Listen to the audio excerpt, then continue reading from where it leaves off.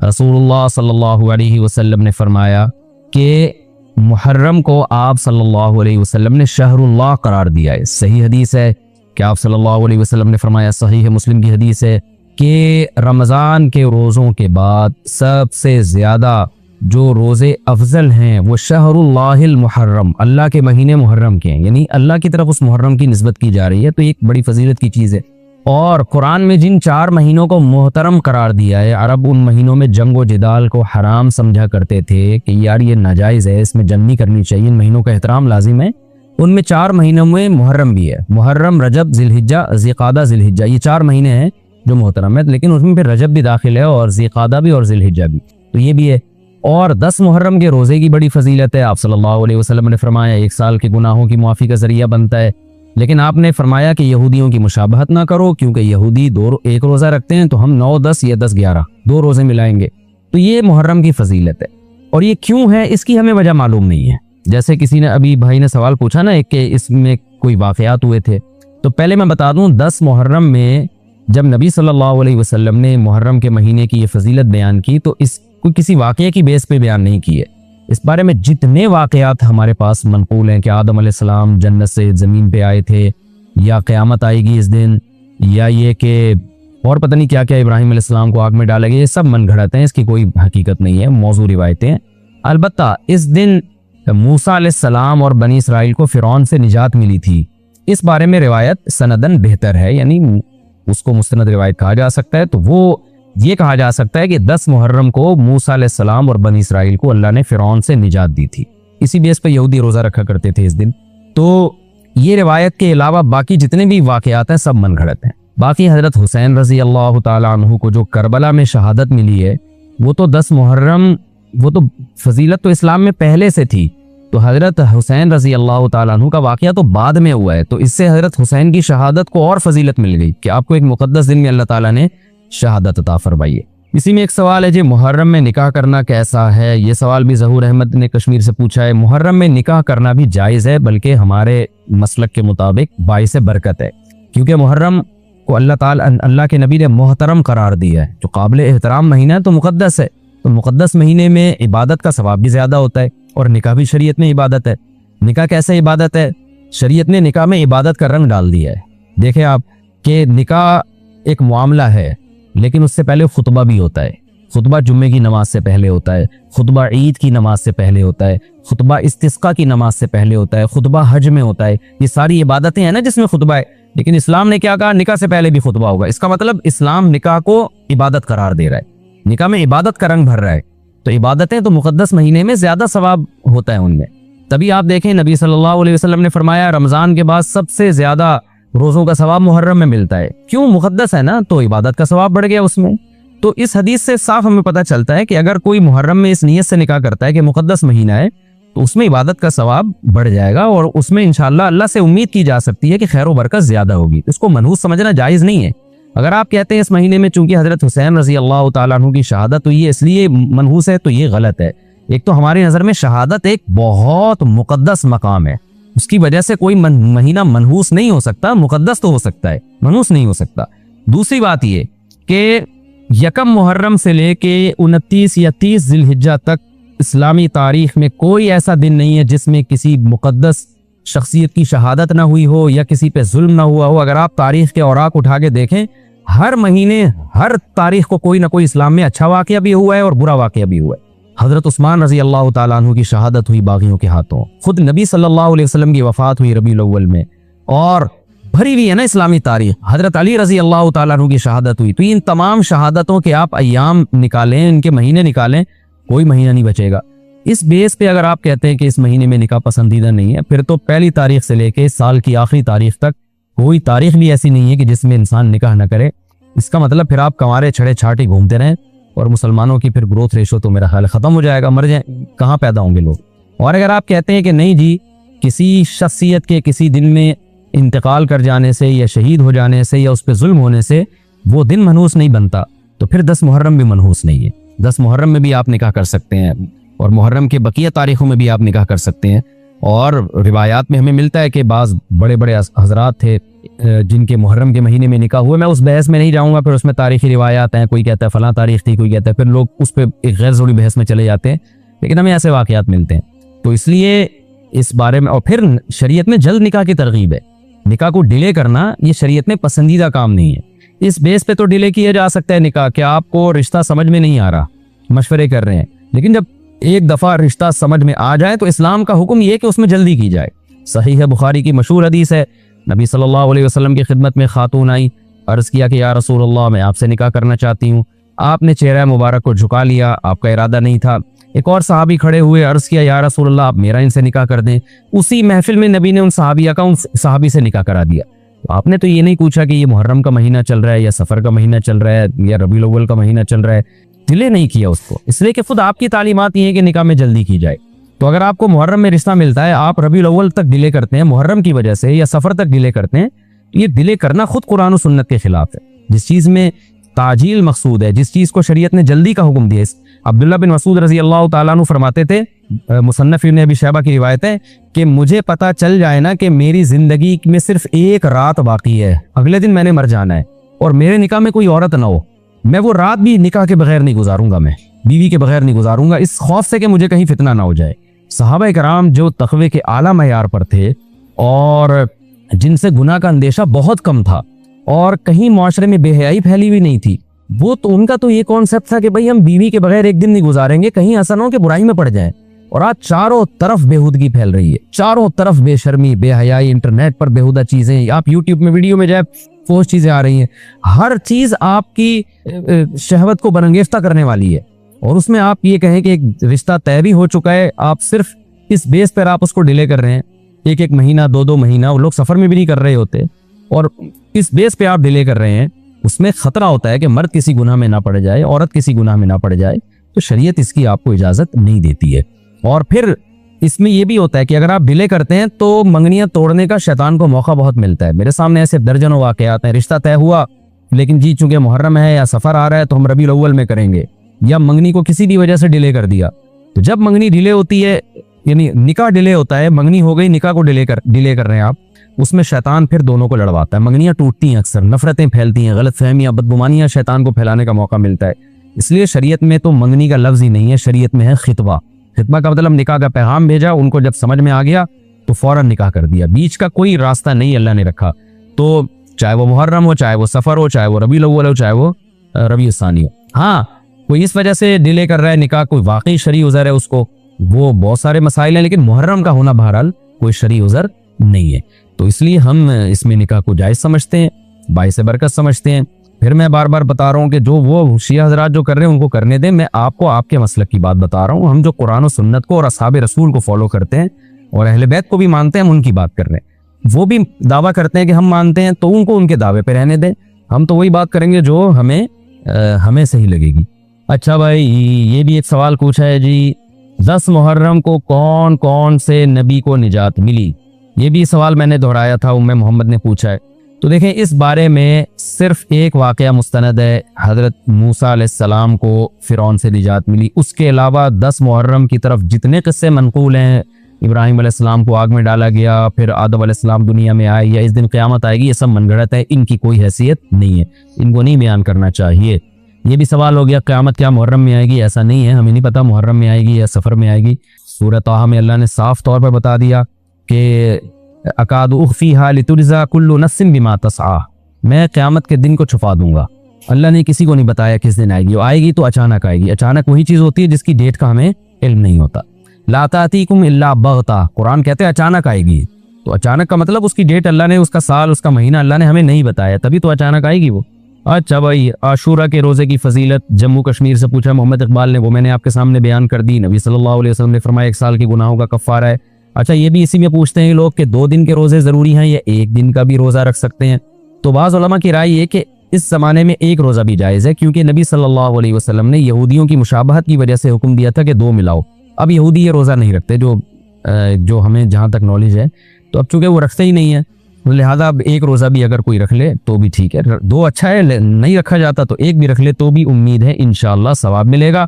اچھا اس میں یہ بھی پوچھا ہے دسترخوان پہ، میں ابھی آ رہا ہوں، دسترخوان محرم میں وسیع کرنا کیسا ہے؟ لوگ وہ دسترخوان پہ کان لگا کے بیٹھے ہوں گے، وہ دسترخوان کب آئے گا مارکیٹ میں؟ اچھا یہ بھی ایک سوال پوچھتے ہیں لوگ کہ جیسے بھائی نے پوچھا کہ یعنی قضا روزے کی نیت کرنا، یہ راول پنڈی سے محمد اسماعیل نے پوچھا تھا۔ خوب سمجھ لیں، جن دنوں کا بھی کوئی فضیلت ہے نا روزہ رکھنے کی، جیسے پیر جمعرات کے روزے کی فضیلت ہے، ایام 20 کے روزے کی فضیلت ہے، اسی طرح 10 محرم کے روزے کی فضیلت ہے، اسی طرح 9 ذی الحجہ کے روزے کی فضیلت ہے، ان میں آپ قضا کی نیت نہیں کر سکتے۔ اگر قضا روزے کی نیت کی تو قضا روزے کا ثواب ملے گا، اس دن کے ثواب سے آپ محروم ہو جائیں گے۔ خوب سمجھ لیں، شوال کے 6 روزوں میں بھی ایسا ہی ہے۔ خواتین کیا کرتی ہیں، مینسز کی وجہ سے جو رمضان کے روزے چھوٹ گئے، انہوں نے کہا چلو شوال کے 6 روزے کی نیت بھی کر لو اور رمضان کے قضا روزے کی نیت بھی کر لو، تو گریوی میں دونوں کام ہو جائیں گے۔ تو ایسا نہیں ہے، ایک ہی ہوگا، یا تو قضا رکھیں یا نفل۔ اگر قضا روزے رکھیں تو پھر وہ نفل کا ثواب نہیں ملے گا، نفل رکھے تو قضا کا ثواب نہیں ملے گا۔ ان روزوں میں تداخل نہیں ہوتا، نفل اور قضا روزے جمع نہیں ہو سکتے، تو اس لیے عاشورہ کے دن عاشورہ کی نیت ہی کریں، قضا پھر پہلے یا بعد میں رکھ لیں۔ اچھا جی، اب میں آتا ہوں جی محرم میں دسترخوان وسیع کرنا کیسا ہے۔ اس بارے میں ایک روایت ہے کہ عاشورہ کے دن جو اپنے اہل و عیال پر دسترخوان وسیع کرے گا، ان کو کھلائے گا، تو اللہ اس کے رزق میں برکت دیں گے۔ یہ روایت سند کے لحاظ سے کمزور ہے۔ بعض علماء کی رائے یہ ہے کہ اگرچہ کمزور روایت ہے مگر فضائل میں چلتی ہے، تو کوئی اچھی نیت سے دسترخوان وسیع کر دے، وسیع کر رہا ہے نا، کوئی یتیم کے منہ سے نوالا تو نہیں چھین رہا نا، کھلا ہی رہا ہے، تو اگر کوئی گھر والوں پہ اس دن اچھا کھلا دے گا تو اس میں کیا حرج ہے۔ بعض علماء کی یہ رائے ہے، وہ بھی اصحاب علم ہے، لیکن بندہ ایک کو ہمیشہ سے ایک اشکال رہا ہے کہ جب ایک بالکل بے غبار صحیح حدیث ہمارے سامنے موجود ہے تو اس کے مقابلے میں ایسی کمزور روایت کو ہم کس بیس پہ ترجیح دے سکتے ہیں؟ ہمارے سامنے جو بے غبار اور بالکل مستند حدیث ہے، جس کی سند پہ کوئی کلام نہیں ہے، وہ ہے روزہ، عاشورہ کے دن روزہ رکھنا چاہیے۔ روزہ اور دسترخوان آپس میں جمع نہیں ہو سکتے، یعنی عاشورہ کے دن جب آپ دسترخوان وسیع کریں گے تو روزہ کیسے رکھیں گے؟ تو بعض لوگوں نے یہ تعویل کی ہے کہ افطاری میں کر لیں آپ، تو افطاری میں تو 10 تاریخ نہیں رہے گی نا، 11 شروع ہو جائے گی، وہ تو 11 محرم ہو جائے گی۔ بعض لوگوں نے یہ کہا کہ جی 9 محرم کو جب سورج غروب ہو تو عاشورہ کی رات کو دسترخوان وسیع کر لیں، تو حدیث کے ظاہر سے تو عاشورہ کا دن معلوم ہوتا ہے کہ جب عاشورہ والا دن شروع ہو چکا ہو، یعنی صبح صادق کے بعد، یعنی حدیث میں تکلفات کرنے پڑ رہے ہیں، اس کی تعویلات کرنی پڑ رہی ہے۔ تو اس بارے میں علامہ ابن تیمیہ رحمہ اللہ کی رائے ہمیں بہت صحیح معلوم ہوتی ہے۔ انہوں نے یہ لکھا ہے کہ اصل میں ہوا یہ تھا کہ جب شیعہ حضرات نے عاشورہ کے دن کو منحوس سمجھنا شروع کر دیا کہ یہ منحوس دن ہے اور اس میں غم کا دن ہے، تو بعض سنیوں نے ان کے مخالفت میں نا اس کو خوشی کا دن منانا شروع کر دیا۔ یعنی ہوتا ہے نا، آپ کسی کی مخالفت میں حد سے تجاوز کرتے ہیں، تو انہوں نے خوشی کے دن کے لیے اس میں کھانے پینے کی روایتیں گھڑ لی، کھاؤ پیو کھلاؤ پلاؤ، تاکہ بالکل ان کی مخالفت ہو۔ تو حقیقت یہی معلوم ہوتا ہے کہ چونکہ صحیح حدیث میں روزے کا تذکرہ ملتا ہے اور روزہ اور کھلانا پلانا جمع نہیں ہو سکتے۔ اگر یہ جو دوسری عاشورہ کے میں کھانا کھلانے والی حدیث بھی بالکل بے غبار اور مستند ہوتی نا، تو ہم دونوں کو جمع کر کے تعویلات کر لیتے کہ جی افطار میں کھلا دو اور سارا دن روزہ رکھو، یا نابالغ بچوں کو دن میں کھلا دو اور بڑوں کو روزہ رکھوا دو، تو ہم تعویلات کرتے اگر یہ اسی ٹکر کی حدیث ہوتی۔ لیکن یہ کمزور حدیث ہے، تو اس کو اتنی صحیح مستند روایت کے مقابلے میں ہم کیسے لا سکتے ہیں؟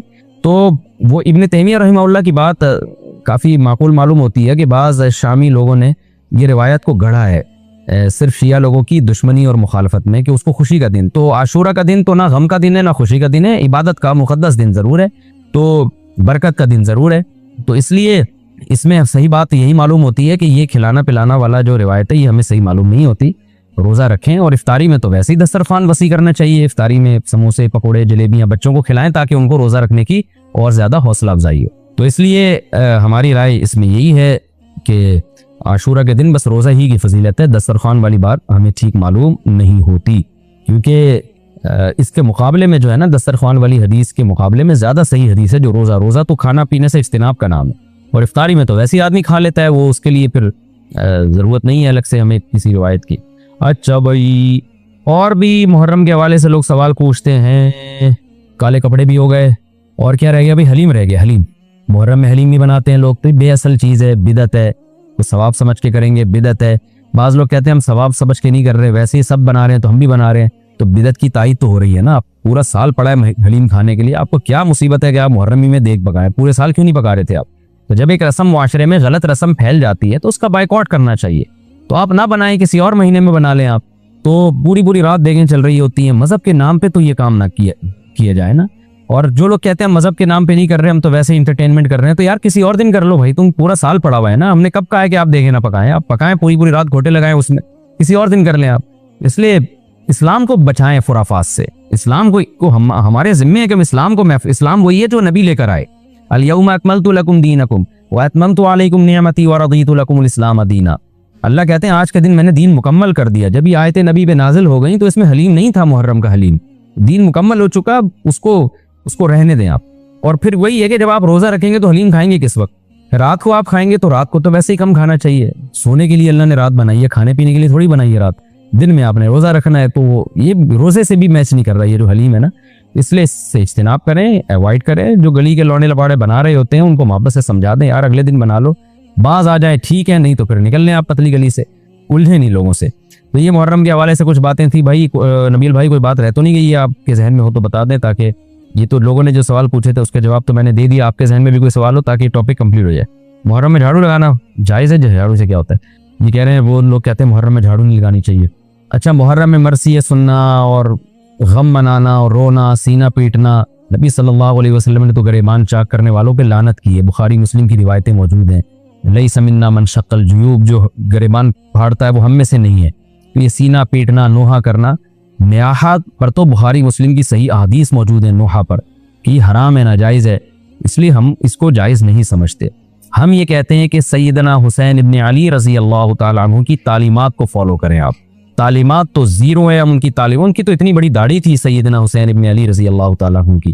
وہ تو سخی تھے, وہ تو غیرت مند تھے. آج ہمارے یہاں سے غیرت ختم ہو گئی ہے. بہنوں کی وراثتیں کھا کے بیٹھے ہوئے ہیں ہم لوگ, اور انہی وراثتوں سے عمرے بھی ہو رہے ہوتے ہیں وراثت کھا کے.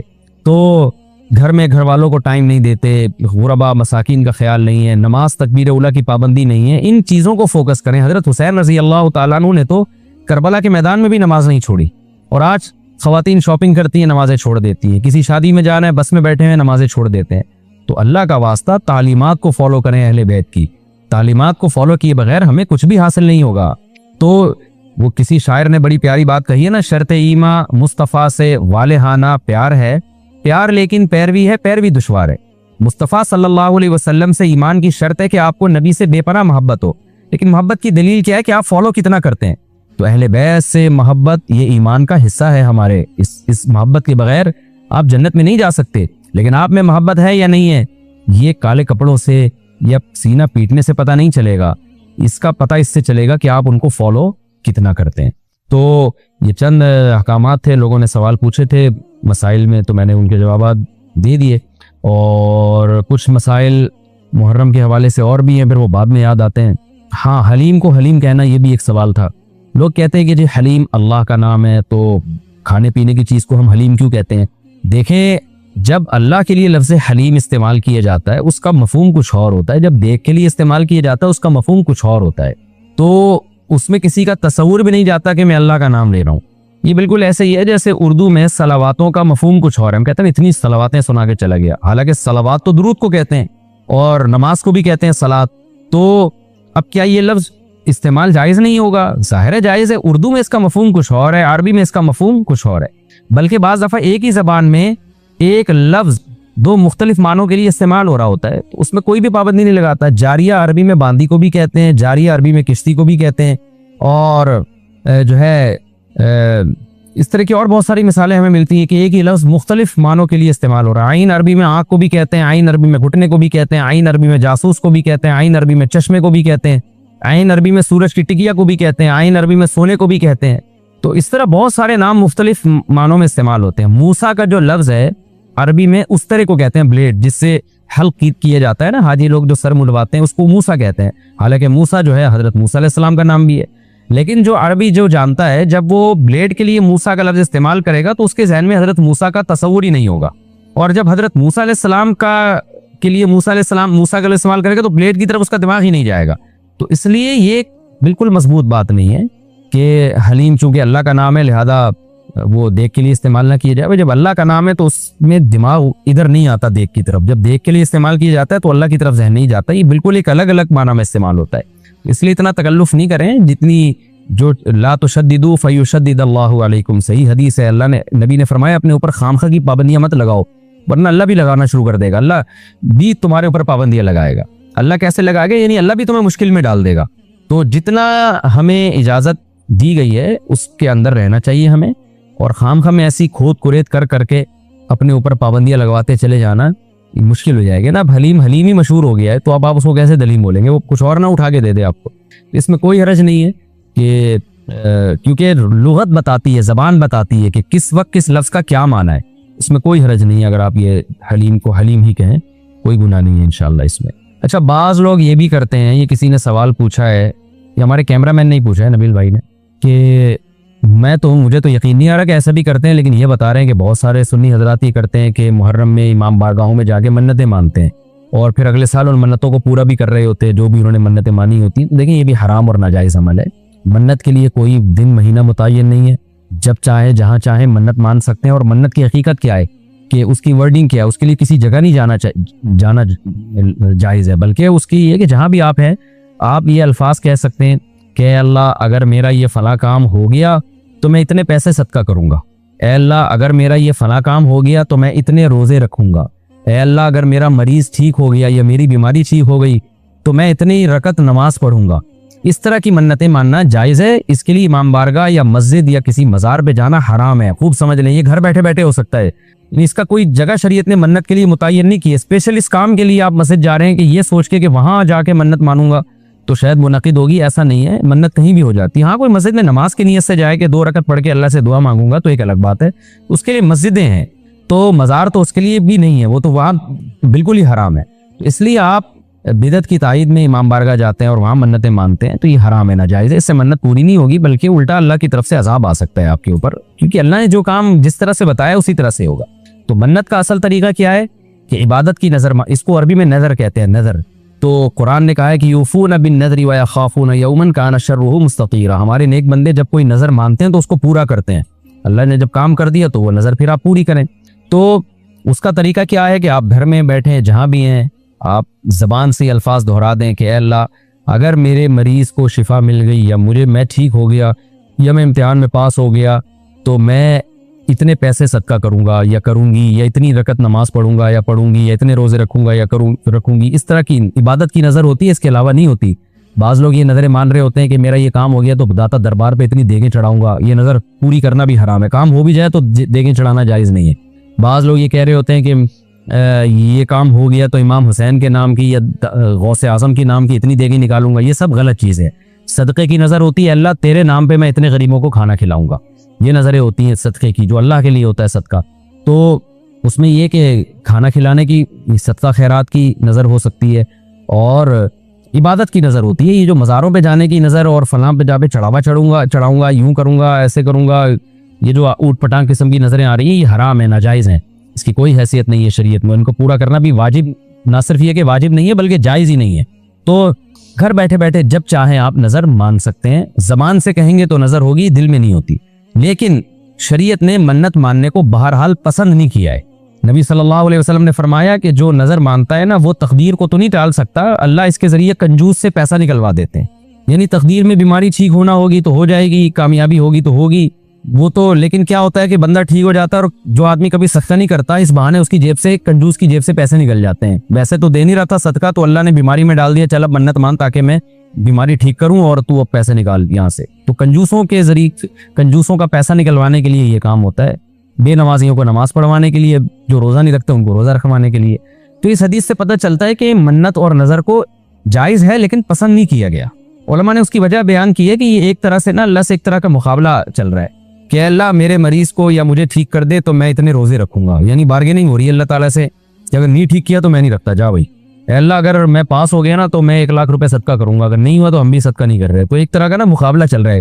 عبدیت یہ ہے کہ اللہ تو مجھے پاس کرے گا تو بھی 1 لاکھ روپے دوں گا، نہیں کرے گا تو بھی 1 لاکھ روپے دوں گا، اس لیے کہ میں تو تیرا بندہ ہوں، لیکن تو مجھے ویسے ہی پاس کر دے امتحان میں، چاہے میں لاکھ دوں یا نہیں دوں، میں تو تیرا بندہ ہوں، میں تو فقیر ہوں۔ فقیر بارگیننگ تھوڑی کرتا ہے، سیٹھ صاحب آپ نے مجھے اگر 100 روپے دیے نا تو میں بھی آپ کا فلاں کام بنا دوں گا۔ فقیر کہتے ہیں اللہ کے نام پہ 100 روپے دے دو، میں فقیر پھٹا، پرانے کپڑے میرے، میں کیا کروں گا یار آپ کے لیے۔ تو اللہ سے بھی بھکاریوں کی طرح مانگنا یہ اللہ کو زیادہ پسند ہے۔ منت ماننا بھی جائز ہے لیکن پسندیدہ کام نہیں ہے۔ ہاں، جس طرح سے امام بارگاہوں میں یا مزاروں میں جا کے منتیں مانی جا رہی ہیں وہ بالکل حرام ہے، بالکل ناجائز ہے، اور اس کے لیے محرم کا دن متعین کرنا یہ سمجھ کے کہ اس میں منت زیادہ پوری ہوگی، یہ بھی حرام ہے، ناجائز ہے اور بدعت کی تائید ہے۔ اس سے آپ سب لوگ اجتناب کریں، اس سے گناہ ملتا ہے۔ اچھا، یہ بھی محرم کے بارے سے سوال پوچھا جاتا ہے جی، کیا قربانی کا گوشت محرم سے پہلے ختم کرنا ضروری ہے؟ عاقب شاہ دبئی سے پوچھتے ہیں جی، کچھ لوگ کہتے ہیں قربانی کا گوشت محرم سے پہلے ختم ہو جانا چاہیے، کیا یہ بات صحیح ہے؟ نہیں، ایسا کچھ نہیں ہے۔ قربانی کا گوشت آپ پورے سال چلا سکتے ہیں اگر محفوظ رکھ رہے ہیں، لیکن وہی ہے کہ کھا لیں جلدی تو اچھی بات ہے، تازہ تازہ گوشت کھا لیں۔ محرم میں بھی بہت 2 مہینے ہو جاتے ہیں، تاخیر ہو جاتی ہے، تو اس لیے بہتر یہی ہے کہ پہلے کھا کے ختم کریں، لیکن اگر کوئی محفوظ بھی رکھتا ہے تو کوئی گناہ اس میں نہیں ہے۔ اچھا، ایک اور سوال سبیلوں کے حوالے سے پوچھا جاتا ہے کہ محرم میں سبیلیں لگانا، ان سبیلوں سے پانی پینا، تو دیکھیں وہ بھی شیعہ حضرات کا مسلک ہے، ان کا کانسیپٹ ہے کہ وہ حضرت حسین کے نام کی سبیلیں لگاتے ہیں۔ میں بار بار کہہ رہا ہوں کسی کو چھیڑے نہیں، اپنا مسلک چھوڑے نہیں، دوسرے کو چھیڑے نہیں۔ یہ میں اہل سنت والجماعت کے لیے مسائل ریکارڈ کروا رہا ہوں کہ ہمارے لیے کسی بھی چیز کے جائز اور ثواب ہونے کے لیے دلیل کی ضرورت ہے۔ دلیل قرآن و سنت ہے، صحابہ ہیں، تو ہمیں نہ اہل بیت سے اس کا کوئی ثبوت ملتا ہے، نہ صحابہ سے، نہ قرآن و سنت سے کہ محرم میں صحابہ نے سبیلیں لگائیں۔ حضرت حسین رضی اللہ تعالیٰ عنہ کی شہادت کے بعد اہل بیت میں سے کسی نے سبیلیں لگائی ہوں یا انہوں نے سبیلیں لگانے کا حکم دیا ہو، کہیں بھی نہیں ملتا۔ یہ عمل بھی بدعت ہے، ناجائز ہے، اس سے اجتناب کریں۔ اور ایک عجیب بات ہے، کبھی آپ اس کو غم کا مہینہ کہتے ہیں اور کالے کپڑے پہنتے ہیں اور سبیلیں لگا کے لوگوں کو شربت پلا رہے ہیں، تو یہ تو خوشی کے موقع پہ ہوتا ہے نا، خوشی کے موقع پہ کھلایا پلایا جاتا ہے، تو یہ ایک کنفیوژن ہے کہ یہ خوشی منا رہے ہیں کہ غم منا رہے ہیں۔ تو کھلانا پلانا خوشیوں کے موقع پہ ہوتا ہے، تو اس لیے آپ ان چیزوں سے اجتناب کریں، نہ سبیل لگائیں، نہ اس پہ کھڑے ہو کر پانی پئیں۔ جو لگا کے بیٹھے وہ اس کو چھیڑے نہیں، آپ تنگ نہ کریں، وہ اس کا مسئلہ ہے کہ اس کو چھوڑ دیں۔ دنیا میں بہت سارے فرقے ہیں، کس کس کو آپ قابو میں کریں گے؟ ملک میں انارکی پھیلتی ہے، ملک میں فسادات ہوتے ہیں، کسی سے نفرت کرنے کی ضرورت نہیں ہے، کسی کو ٹاؤنٹنگ کرنے کی ضرورت نہیں ہے، طنز تانے کی ضرورت نہیں ہے۔ جو لگا کے بیٹھا ہوا ہے لگائے، جو پی رہا ہے اس کو پینے دیں، چھیڑے نہیں۔ لیکن میں آپ کے لیے یہ کہہ رہا ہوں جو اس وقت میرا پروگرام سن رہے ہیں، اگر آپ قرآن و سنت ہی کو فالو کرتے ہیں، آپ اہل سنت والجماعت میں ہیں، یا تو میں بار بار کہتا ہوں پورے شیعہ ہو جائے نا، پھر آپ ڈبل مسلکوں پہ چلنا تو یہ دنیا میں کسی کا بھی اصول نہیں ہے کہ آدھا ادھر آدھا ادھر، وہ تو کہیں کا بھی نہیں ہوتا۔ یا تو پورے ادھر ہو جائیں یا پھر پورے اہل سنت والجماعت بن جائیں۔ تو اہل سنت والجماعت کے ہاں یہ سبیلیں لگانا یہ جائز کام نہیں ہے، کیونکہ قرآن و سنت سے اس کا ثبوت نہیں ہے۔ لوگ کہتے ہیں کہ آدمی کسی کو شربت پلا رہا ہے، پانی پلا رہا ہے، تو پانی پلانا تو بڑا اچھا کام ہے، پانی پلانا اچھا کام ہے، پورے سال کسی دن کو خاص کر لینا یہ اچھا کام نہیں ہے، تو اس سے بدعت کی تائید ہوتی ہے۔ تو اگر کوئی پیاسا آپ کو نظر آتا ہے تو محرم میں ہو تو محرم میں بھی پلائیں، سفر میں ہو تو سفر میں بھی پلائیں، لیکن کوئی پیاسا نہیں ہے تو جیسے آپ پورے سال سبیلیں نہیں لگاتے تو محرم میں بھی نہ لگائیں آپ، کیونکہ اگر آپ پورے سال نہیں لگاتے محرم میں لگا رہے ہیں تو اس کی علامت ہے آپ اس مہینے کو سبیل کے حوالے سے خاص ویلیو دے رہے ہیں۔ اس ویلیو کی آپ کے پاس قرآن و سنت سے دلیل ہونی چاہیے، دلیل نہیں ہے تو ہمارے پاس دلیل ہے۔ نبی صلی اللہ علیہ وسلم نے فرمایا من احدث فی امرنا ھذا ما لیس منہ فہو رد وفی روایت فہو مردود، جو ہمارے دین میں کوئی بھی نئی چیز لے کر آئے گا نبی نے فرمایا وہ مردود ہے، ہم نہیں اس کو ایکسیپٹ کریں گے۔ تو اس لیے بھائی ہم تو اس حدیث کو فالو کرتے ہیں، تو کائنڈلی آپ حضرات سے گزارش ہے، ہاں کوئی پورے سال سبیل لگا کے بیٹھا ہو تو وہ محرم میں بھی لگا لے۔ کیوں؟ وہ اس لیے کہ وہ محرم کو الگ سے فضیلت نہیں دے رہا سبیل کے حوالے سے، بلکہ وہ کہہ رہے بھائی میں تو پورے سال لوگوں کو پانی پلاتا ہوں تو محرم میں بھی پلا رہا ہوں، میں تو پورے سال شربت پلاتا ہوں تو محرم میں بھی پلا رہا ہوں۔ لیکن ایک آدمی سال کے 11 مہینے نہیں پلاتا، صرف محرم میں سبیل لگا کے بیٹھا ہے، اس کا مطلب وہ اس مہینے کو سبیل کے حوالے سے زیادہ ویلیو دے رہا ہے۔ اس ویلیو کے لیے میں نے کہا دلیل چاہیے، دلیل آپ کے پاس اگر نہیں ہے تو پھر وہ حدیث ہے جو ہمارے دین میں نئی چیز ایجاد کرے گا تو وہ چیز مردود ہے۔ اس لیے اس عمل سے بھی اجتناب کریں۔ دیکھیں جنت میں جانے کے لیے ہمیں وہ کام کرنے پڑیں گے جو اللہ رسول نے بتائے ہیں، اور اس میں اپنی طرف سے ایڈیشن کرنا یہ ناجائز ہے۔ اس عمل کو شریعت میں بدعت سیئہ کہا جاتا۔ تبھی یہ جو دعا ہے نا لا حول ولا قوت الا باللہ، یہ ہمیں کیوں مانگنے کا حکم ہے؟ لا حول کا مطلب گناہ سے بچنے کی طاقت، ولا قوت اور نیکی کرنے کی طاقت، الا باللہ وہ نہیں ہے مگر اللہ کی مدد کے ساتھ۔ تو یہ بھی جذبہ ہمیں سکھایا گیا ہے پیغمبروں کی تعلیمات میں کہ ہم اللہ سے توفیق مانگا کریں، اور توفیق مانگ کے اللہ پہ چھوڑ نہ دیں کہ بس اللہ ہی جو کچھ کرے گا، کرنا وہی خود سے محنت کرنی ہے لیکن نسبت اللہ کی طرف کرنی ہے۔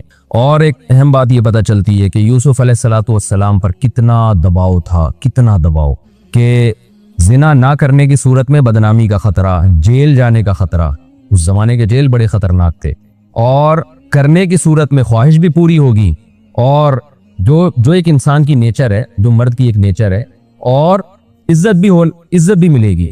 یعنی زنا کی تمام, زنا کرانے والی تمام محرکات موجود تھے اور زنا سے روکنے والے ایک محرک بھی موجود نہیں تھا. اتنی سختی کے باوجود بھی یوسف علیہ السلام کیا کہہ رہے ہیں, اللہ مجھے جیل زیادہ محبوب ہے اس گناہ سے جس کی طرف یہ عورتیں مجھے دعوت دے رہی ہیں. تو اس سے ہم جیسے لوگوں کو عبرت حاصل کرنی چاہیے کہ آج بات بات پہ بد نظری اور گناہ کو ہم اپنے لیے کتنے آرام سے حلال سمجھ لیتے ہیں اور اپنے آپ کو کیا کہتے ہیں, مجبور ہیں.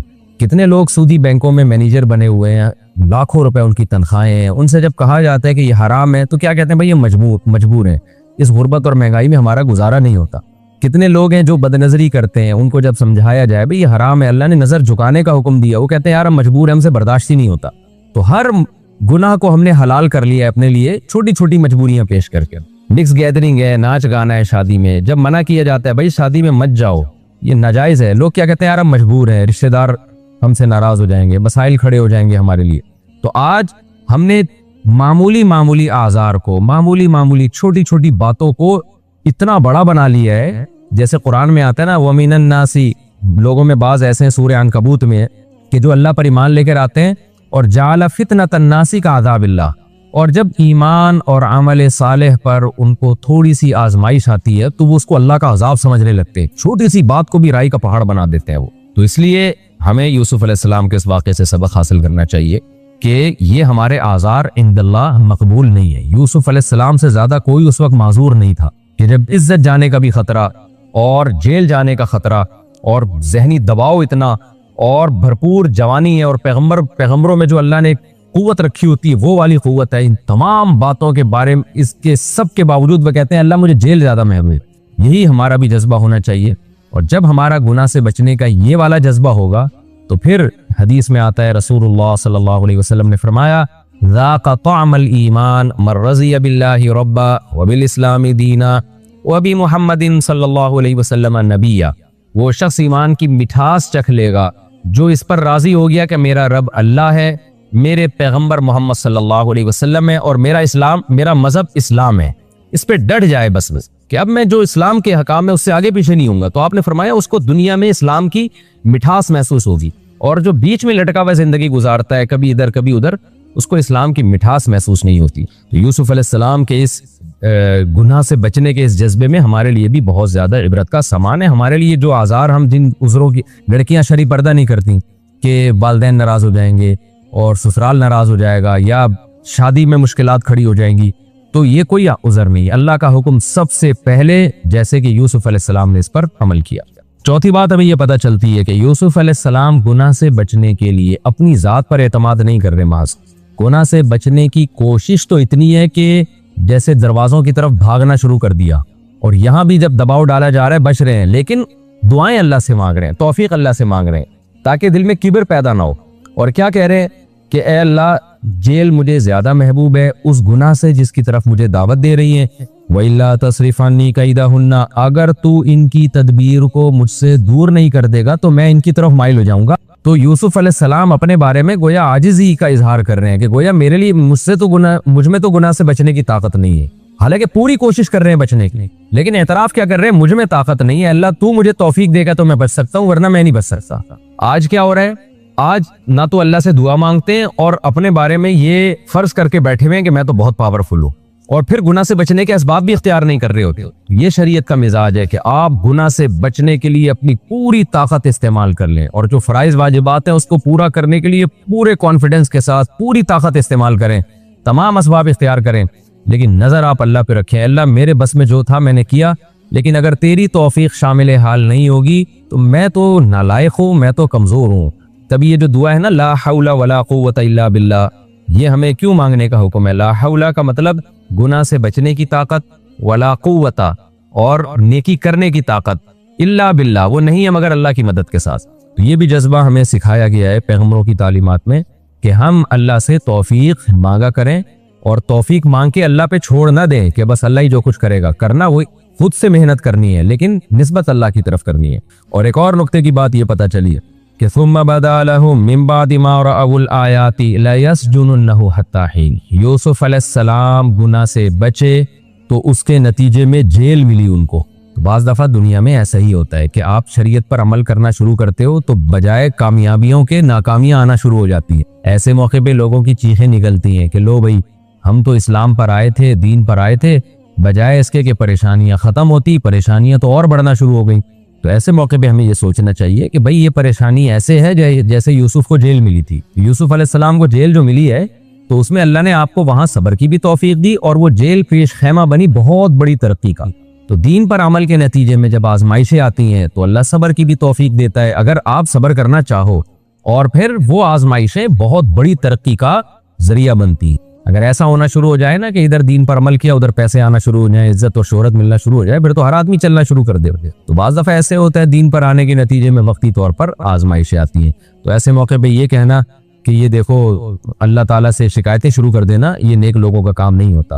اور دوسری بات یہ بھی ہمیشہ ایسا نہیں ہوتا، بعض دفعہ آپ دین پہ چلنا شروع ہوتے ہو تو پھر کوئی آزمائش نہیں آتی بلکہ پریشانیاں فوری ختم ہونا شروع ہو جاتی ہیں۔ یہ بھی اللہ تعالیٰ بعض لوگوں کے ساتھ کرتے ہیں کہ آپ نے دین پر عمل کرنا شروع کیا، اللہ نے ترقی اور فتوحات کے دروازے کھول دی۔ اور بعض دفعہ یہ بھی ہوتا ہے کہ وقتی طور پر آزمائشیں بڑھ جاتی ہیں، تو دونوں معاملات میں ہمیں مذہب کو تھامنا ہے، ہم نے دین سے پیچھے نہیں ہٹنا۔ دعا قبول ہوتی ہے مگر اس شخص کی جو اللہ پر غیب پر ایمان رکھتا ہے، جسے دعا قبول ہوتی ہوئی نظر نہیں آتی مگر وہ یقین کرتا ہے کہ دعا قبول ہو رہی ہے۔ صرف اس شخص کی دعا قبول ہوتی ہے، اس کے علاوہ کسی کی قبول نہیں ہوتی۔ بہت مشکل ہے بھائی سمجھانا۔ دعا سب کی قبول ہوتی ہے کا مطلب پتہ ہے؟ سب کی مطلب ان سب کی کہ جو یہ یقین رکھتے ہیں کہ قبول ہوتی بھی نظر نہیں آ رہی پھر بھی قبول ہو رہی ہے، ان لوگوں کی قبول ہوتی ہے دعا۔ حدیث سے پتہ چلتا ہے، اور اصل میں دعا مانگتے ہی یہی لوگ ہیں۔ اب آپ کہیں گے بھائی نظر تو آ نہیں رہی، جب میں جو چیز مانگ رہا ہوا مل نہیں رہی، تو کیا ایسے قبول کا کرنا کیا ہے بھائی؟ یہ تو صرف مشورے مل رہے ہیں ہمیں کہ پھر بھی مانگتے رہو۔ تو ہم نے وہ ایک فقیر تھا نا، ایک سیٹھ صاحب کے پاس آیا، کہنے لگا کہ بھائی ذرا کچھ پیسے مل جائیں گے، گھر میں ضرورت ہے۔ تو اس نے کہا اتنے ہٹے کٹے ہو کے بھیک مانگتے ہو شرم نہیں آتی؟ اس نے کہا فی الحال میں نے آپ سے بھیک مانگی ہے، مشورہ نہیں مانگا۔ جب مشورہ مانگوں تو اس وقت مشورہ دے دینا کہ بھیک مانگنا میرے لیے مناسب ہے یا نہیں ہے بھائی۔ ابھی میں آپ سے پیسے مانگ رہا ہوں مشورے کے لیے، پھر کوئی اور ٹائم انشاءاللہ رکھ لیں گے، اس میں آپ سے مشورہ لوں گا کہ میرے جیسے آدمی کو بھیک مانگنا مناسب ہے یا نہیں۔ تو آپ کے ذہن میں بھی یہ خیال آ رہا ہوگا کہ ہم اللہ سے دعا مانگتے ہیں اور اللہ کی طرف سے جو چیز جو ہم مانگ رہے ہیں وہ تو مل نہیں رہی، بلکہ اللہ کی طرف سے مشورے مل رہے ہیں کہ مانگتے آؤ قبول ہو رہی ہے، تو ہوتی بھی تو نظر نہیں آ رہی۔ کیا خیال ہے بھائی؟ قبول ہوتی بھی نظر تو نہیں آ رہی۔ تو یاد رکھیں دعا تو لازمی قبول ہوتی ہے۔ اگر آپ کو قبول ہوتی بھی نظر نہیں، دعا قبول ہونے کے انداز مختلف ہیں۔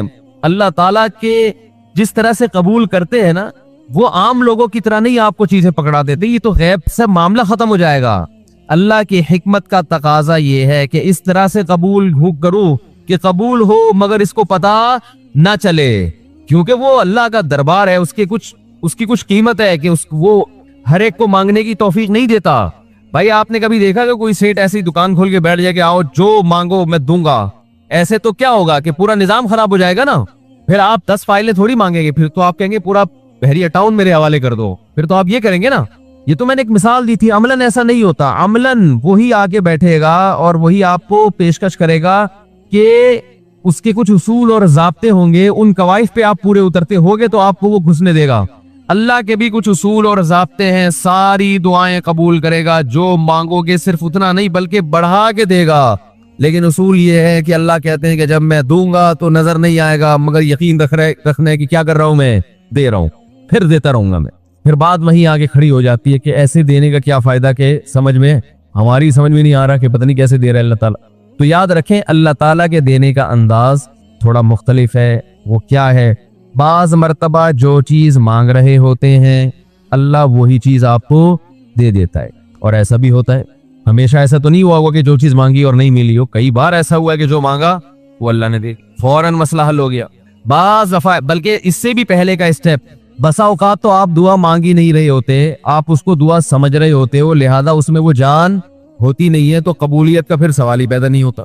آپ دعا پڑھ رہے ہوتے ہو، مانگ رہے نہیں ہوتے، تو اللہ نے تو دعائیں قبول کرنے کا کہا ہے، دعائیں پڑھنے پر کہا ہو، وعدہ کیا ہو، ایسا ہمارے علم میں کوئی حدیث نہیں ہے۔ دیکھیں یونس علیہ السلام جب مچھلی کے پیٹ میں تھے تو یونس علیہ السلام کو اپنی خطا کا احساس ہوا کہ میں اللہ کی پرمیشن کے بغیر اپنی قوم کو چھوڑ کے آ گیا ہوں، ان کو احساس ہو گیا، تبھی اللہ نے مجھے مچھلی کے پیٹ میں ڈال دیا ہے۔ تو اب آپ نے مچھلی کے پیٹ میں جا کے یہ دعا مانگی، لا الہ الا انت سبحانک انی کنت من الظالمین، اے اللہ تیرے سوا کوئی عبادت کے لائق نہیں ہے، سبحانک تو ہر عیب سے پاک ہے، تو نے جو مجھے مچھلی کے پیٹ میں ڈال دیا تو یہ تیری غلطی نہیں ہے، تو ہر عیب سے پاک ہے، انی کنت من الظالمین، میں ہوں ظلم کرنے والا اپنی جان پہ، مجھ سے غلطی ہوئی ہے۔ اللہ تعالیٰ کو آپ کا یہ مانگنا اتنا پسند آیا کہ مچھلی کو حکم دیا کہ ان کو ساحل پر اگل دو، اور نہ صرف یہ کہ مچھلی نے آپ کو ساحل پہ ڈالا، وہ انبتنا علیہ شجرۃ من یقطین، یقطین کوئی درخت تھا وہ بھی اللہ نے اگا دیا دھوپ سے بچانے کے لیے۔ لیکن جب مصیبتوں میں ہم یہ کلمہ پڑھتے ہیں لا الہ الا انت سبحانک انی کنت من الظالمین، تو ہم یوسف علیہ السلام والے جذبے سے یہ کلمے میں جو الفاظ ہیں وہ مانگتے نہیں ہیں، بلکہ ہم یہ کلمہ پڑھتے ہیں۔ سمجھ رہے؟ پڑھنے کی بھی برکتیں ہوتی ہیں، میں اس کا منکر نہیں ہوں، لیکن ہمارے جو ورڈنگ ہوتی ہے نا وہ مانگنے کا اسٹائل نہیں ہوتا۔ ہم چھوٹے بچے تھے تو مسجد میں آیت کریمہ کا ورد ہوا کرتا تھا کہ بھائی حالات خراب ہے آج کل، امام صاحب اسپیکر پہ اعلان کر کے بلاتے تھے آ جاؤ بھائی آیت کریمہ کا ورد ہوگا، لا الہ الا انت سبحانک انی کنت من الظالمین، 5 لاکھ دفعہ پڑھا جائے گا۔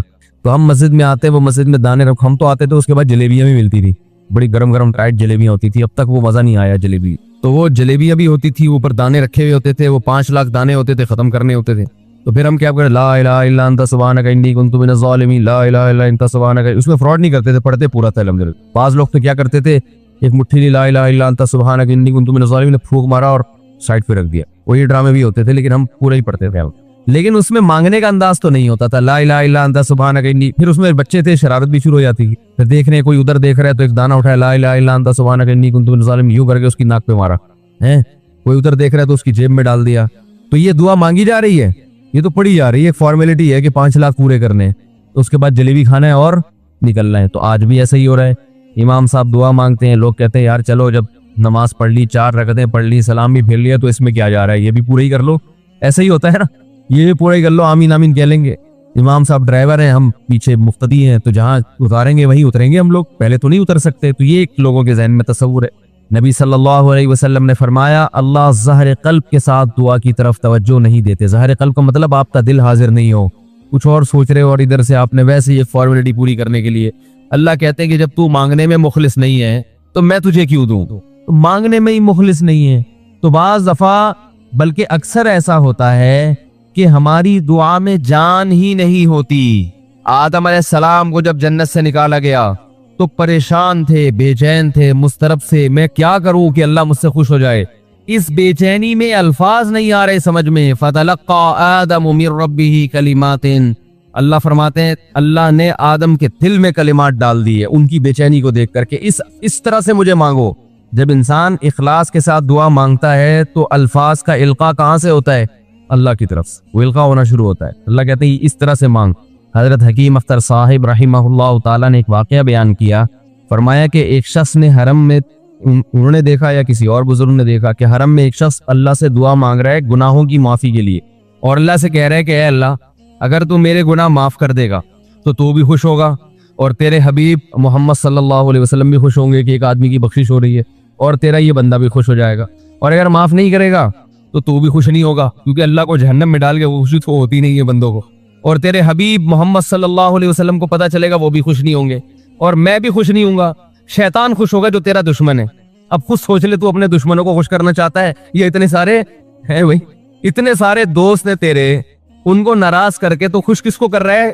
اپنے تو جو تیرا بھی دشمن ہے، میرا بھی دشمن، اور تیرے حبیب محمد صلی اللہ علیہ وسلم کا بھی دشمن ہے۔ تو دیکھو کیسے الفاظ ہیں اس کے، تو ایسا کہ بظاہر بخشش کے علاوہ کا آپشن چھوڑا ہی نہیں۔ کیا خیال ہے؟ حجاج ابن یوسف بڑا ظالم تھا، بڑا ظالم۔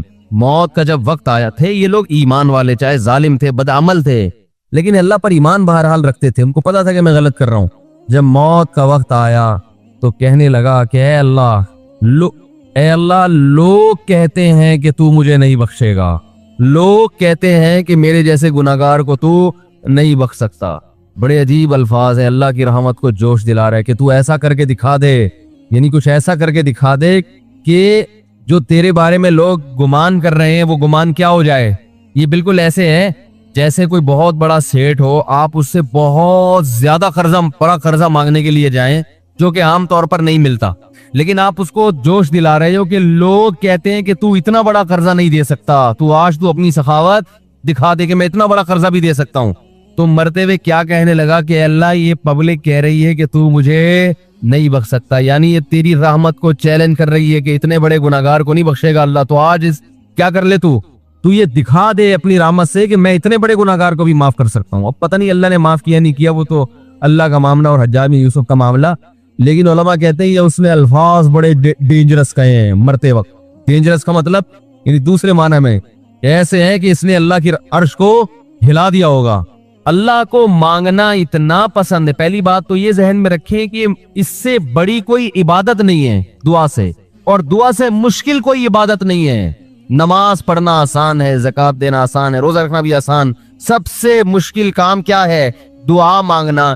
اسی وجہ سے ہم نے جن لوگوں کو دیکھا کہ وہ واقعی دیندار ہے، اللہ والے ہیں، ہم نے صرف انہی کو دعائیں مانگتے ہوئے دیکھا ہے۔ عام لوگوں کو ہم نے دعاؤں کو اتنا فوکس کرتے ہوئے نہیں دیکھا، وہ دوسری چیزوں کو زیادہ فوکس کرتے ہیں، دعاؤں پہ زیادہ زور نہیں ہوتا ان کا۔ وظیفوں پہ تو ہوگا صبح شام، یہ والا اتنی دفعہ، وہ والا اتنی دفعہ، وہ بھاگ گئی واپس آ جائے اس کے لیے اتنی دفعہ، وہ جا نہیں رہی اس کے لیے اتنی دفعہ، یہ وظیفوں پہ تو ہوگا زور۔ ایسے ہوتا ہے نا ہاتھ اٹھا کے اللہ سے گڑگڑا کے مانگا جائے، یہ چیزیں کم۔ میں جب حج پہ گیا تو اپنے شیخ مرشد کے ساتھ تھا، پہلے ہی ہم نے ان کو دیکھا تھا بہت زیادہ دعائیں مانگتے ہیں، وہ بہت زیادہ ان کو دعاؤں میں دل لگتا ہے، بہت دعائیں مانگتے ہیں۔ تو مجھے کسی نے بتایا کہ یہ جب بیت اللہ کو دیکھتے ہیں تو اتنی لمبی دعا مانگتے ہیں کھڑے کھڑے کہ تم ان کے ساتھ ٹھہر نہیں سکتے۔ میں نے کہا کیوں نہیں ٹھہر سکتے، ہم جوان ہیں، ان کی عمر زیادہ ہو گئی اور ان کو کچھ بیماریاں بھی ہیں۔ میں نے کہا ہو جائے مقابلہ پھر، ٹھیک ہے، دیکھتے ہیں کون زیادہ لمبا ٹھہر لیتا ہے۔ تو جب بیت اللہ پہنچے، ان کی نظر بیت اللہ پہ پڑی، ذرا قریب گئے۔ یہ جو کہتے ہیں نا بیت اللہ پہ نظر پڑتے ہی وہیں ٹھہر جاؤ، شروع ہو جاؤ، ایسا نہیں ہے۔ بیت اللہ پہ اگر نظر پڑی ہے آپ کی تو کوئی بات نہیں، اور قریب چلے جائیں۔ کوئی دوسرا عمل کرنے سے پہلے دعا مانگیں۔ پہلی نظر کا مطلب یہ ہوتا ہے کہ جب نظر پڑی ہے تو اب طواف شروع کرنے سے پہلے یا کوئی دوسرا عمل کرنے سے پہلے آپ جا کے دعا مانگیں، تو وہ دور سے نہیں بلکہ جتنا قریب جا کے مانگیں اتنا زیادہ اچھا۔ لوگ کیا کرتے ہیں، یوں منہ نیچے کر کے جا رہے ہوتے ہیں کہ پہلی نظر پڑ گئی تو پھر دعا کا موقع نکل جائے گا، تو یوں وہ جو ٹکرا بھی جاتے ہیں، کچھ نہیں ہوتا، نظر پڑ جائے تو اور تھوڑا قریب جائے، قریب جا کے دعا مانگ۔ تو ان کو ہم نے دیکھا کہ انہوں نے دعا مانگنا شروع کی، میں بھی کھڑا ہو گیا ساتھ میں، ہم نے کہا چلو ہم بھی مانگتے ہیں۔ تو وہ اتنی دیر تک حالانکہ کمر میں بھی تکلیف، بیماریاں بھی ہیں، شوگر بھی ہے، تو بالآخر میں نے ہتھیار ڈال، میں نے کہا میں اتنی دیر کھڑا نہیں ہو سکتا۔ اور میں پھر اب بیٹھتے ہوئے شرم بھی آ رہی تھی کہ وہ بولیں گے میری عمر زیادہ ہے اور یہ دیکھو ابھی شادیاں تو کرتا رہتا ہے، تو یہ کیا شادیاں کرے گا جو کھڑا نہیں ہو سکتا اتنی دیر۔ تو وہ اتنی دیر ہو گئی تو میں بیٹھ گیا واقعی۔ تو کئی ایسے ہمارے اکابر گزرے ہیں، بزرگ گزرے ہیں، 1 گھنٹہ، 2 گھنٹہ، 3 گھنٹہ۔ مرکز میں، تبلیغی مرکز میں کسی نے بتایا کہ ایک بزرگ کو میں نے دیکھا صبح اشراق کے وقت دعا مانگنا شروع کی ہے اور ظہر کی نماز میں اٹھے، اشراق کے وقت دعا مانگنا شروع کی اور کب اٹھے؟ یہ وہ لوگ تھے جن کا دعاؤں میں دل لگتا تھا۔ اب بتائیں دعا مشکل عبادت ہے یا نہیں؟ حضرت عمر رضی اللہ تعالی عنہ کا قول ہے، فرماتے ہیں کہ مجھے اس بات کی پرواہ نہیں ہوتی کہ میری دعا قبول ہو رہی ہے کہ نہیں ہو رہی، مجھے اس کی فکر رہتی ہے کہ دعا مانگنے کی توفیق مل رہی ہے کہ نہیں مل رہی، کیونکہ اللہ جب ناراض ہوتا ہے نا کسی سے، مانگنے کی توفیق چھین لیتا ہے اللہ تعالی، اور مانگنے کی توفیق دی ہوئی، اس کا مطلب اگر ناراض ہے بھی تو اتنا زیادہ نہیں ہے، تھوڑا بہت ہے، وہ تلافی چاہتا ہے کہ آپ کر لو۔ مانگنے کی توفیق ملنا اس کی علامت ہے کہ اللہ اگر ناراض بھی ہے تو بہت زیادہ نہیں روٹھا ہوا، بلکہ اس نے سوری کا آپشن دیا ہوا ہے کہ چلو مانگ کے اپنا منا لو، مجھے کسی بھی طریقے سے راضی کر لو۔ دعا کا اس قدر فائدہ ہوتا ہے انسان کو، اس قدر فائدہ ہوتا ہے، آپ مانگنا شروع کریں، زندگی چینج ہونا شروع ہو جائے گی، آپ کی زندگی میں تبدیلی آنا شروع ہو جائے گی۔ جتنا تعلق اللہ کے ساتھ دعا کے ذریعے بنتا ہے، اتنا تعلق کسی اور چیز سے نہیں بنتا۔ دیکھو کسی سے دوستی کرنا چاہتے ہو، دوستی کا سب سے بہتر طریقہ کیا ہے؟ اس سے گپ شپ شروع کر دو، یہی طریقہ ہے نا بھائی۔ آپ کا دوست کون ہے؟ وہ جس سے آپ کی گپ شپ زیادہ ہوتی ہو، اسی سے دوستی ہوگی نا۔ اب آپ بتا رہے ہیں یہ میرا جگری دوست ہے، بہت پرانا دوست ہے، میں پوچھوں گا آپ سے بھائی یہ دوستی کیسے ہوئی؟ یہ دوستی بھائی ایسے ہوئی کہ میں جس کالج میں پڑھتا تھا وہیں یہ بھی یہی پڑھتا تھا، تو کیا کرتے تھے آپس میں، کوئی بات چیت ہوتی تھی؟ بات چیت تو نہیں ہوئی کبھی زندگی میں، پھر دوستی کیسے ہو گئی؟ پڑھتے تو بہت سارے لوگ ہیں۔ دوستی کے لیے سب سے پہلی چیز کیا ہے؟ بات چیت۔ دعا میں انسان بات چیت شروع کر دیتا ہے۔